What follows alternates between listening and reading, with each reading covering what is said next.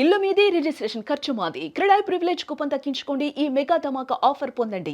CREDAI Vijayawada property show.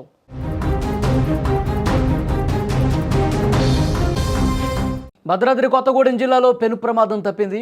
Aswapuram సమీపంలో ఒక private engineering college bus అదుపు తప్పి బోల్తాపడింది. ప్రమాద సమయంలో బస్సులో సుమారు 60 మంది విద్యార్థులున్నారు.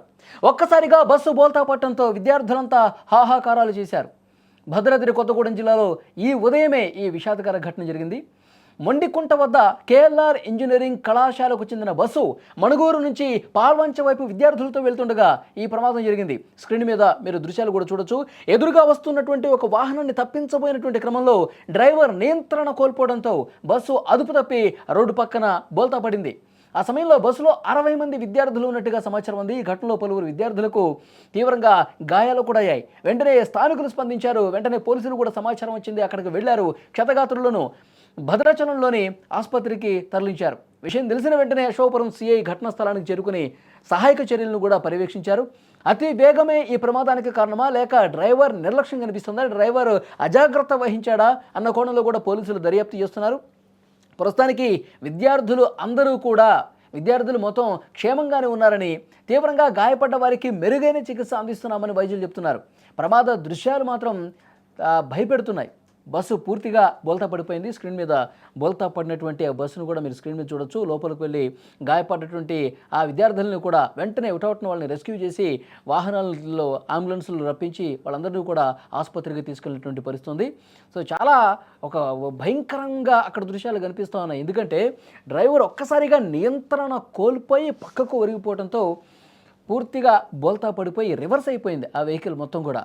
విద్యార్థులు ఆ సమయంలో హాహాకారాలు చేశారు. అయిపోయింది, ఇక ఇదే రోజు మాకు చివరి రోజు అని చెప్పి ఒక్కసారిగా భయాందోళన గురిపారు. అంతా భయం గొలిపే విధంగా ఆ దృశ్యం కనిపించుంటుంది. ఆ సమయంలో అంటే ఒక ఎదురుగా వస్తున్నటువంటి వాహనాన్ని తప్పించే క్రమంలో ఈ ప్రమాదం జరిగినట్టుగా తెలుస్తోంది. నిజంగా ఈ డ్రైవర్ స్లోగా ఉండి ఉంటే ఎదురుగా వాహనం వచ్చినా నియంత్రించే క్రమంలో పట్టు కోల్పోడు. కానీ అతి వేగంగా వచ్చే సమయంలోనే ఎదురుగా వాహనం ఒక్కసారిగా కనిపించినప్పుడు నియంత్రణ కోల్పోయి పరుస్తుంది. కాబట్టి అతి వేగమే ఈ ప్రమాదానికి కారణమా అని చెప్పి పోలీసులు అన్ని కోణాల్లో కూడా దర్యాప్తు చేస్తున్నారు. కానీ అదృష్టం ఉంది కాబట్టి అదృష్టవశాత్తు విద్యార్థులు ఎవరికి కూడా పెద్దగా ప్రమాదం జరగలేదు. పెను ప్రమాదం నుంచి అందరూ కూడా త్రుటిలో తప్పించుకున్నట్టుగా తెలుస్తోంది. ఒకటొకటిన వాళ్ళందరినీ కూడా ఆసుపత్రులకి తీసుకెళ్లారు. నిజంగా ఇది విద్యార్థుల అదృష్టం అని చెప్పాలి. ఒక్క సెకను అటు ఇటు అయినా జరగరాని ఘోరం జరిగిపోయేది. ఎందుకంటే పెద్ద సంఖ్యలో విద్యార్థులు అందరూ ఉన్నారు. ఎంతో భవిష్యత్తు ఉన్నటువంటి విద్యార్థులు ఉన్నారు. నిజంగా అదృష్టం కొద్దిగా ఉంది కాబట్టి అందరూ కూడా ప్రాణాలతో బయటపడ్డారు. కాబట్టి డ్రైవర్లు ఎంత అప్రమత్తంగా ఉండాలి రోడ్ల మీద వెళ్ళేటప్పుడు అనేది ఈ ఘటన నిజంగా ఒక సాక్ష్యంగా కనిపిస్తోంది. స్టీరింగ్ పట్టినప్పుడు అత్యంత అప్రమత్తంగా ఉండాలని ఈ ఘటన రుజువు చేస్తోంది. అతి వేగం, అజాగ్రత్త వల్లే ఇలాంటి ప్రమాదాలు తరచుగా జరుగుతున్నాయి. స్క్రీన్ మీద మీరు చూస్తున్నారు చూడండి. హుటాహుటిన అక్కడికి స్థానికులు వచ్చేసి వాళ్ళని కాపాడే ప్రయత్నం చేస్తూ ఉన్నారు. మరోవైపు వాళ్ళు వెంటనే అంబులెన్స్లు కూడా ఫోన్ చేశారు. హుటాహుటిన అక్కడికి వచ్చారు. విద్యార్థులు కొంతమందికి తీవ్రంగా గాయాలయ్యాయి. ఆ గాయాలు ఏ మేరకు గాయాలయ్యాయి, ఎవరు ఎంత స్థాయిలో గాయపడ్డారు అన్నది కూడా వైద్యులు పర్యవేక్షిస్తూ ఉన్నారు. ప్రజాప్రతినిధులు కూడా కొంతమంది స్పందించారు. పోలీసు ఉన్నతాధికారులు స్పందించారు. మెరుగైన వైద్యం అందించేందుకు అక్కడ ఏర్పాట్లు కూడా పూర్తి స్థాయిలో జరుగుతున్నటువంటి పరిస్థితి.